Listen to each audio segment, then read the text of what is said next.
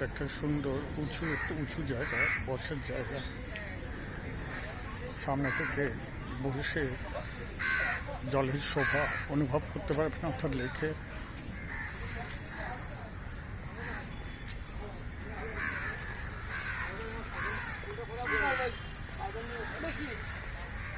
ওখানে প্রচুর লোক মাছ ধরে, এখানে এলে দেখতে পাবে প্রচুর লোক মাছ ধরে। একটা অদ্ভুত সুন্দর পরিবেশ এই বেলেঘাটা সুভাষ সরোবর লেক।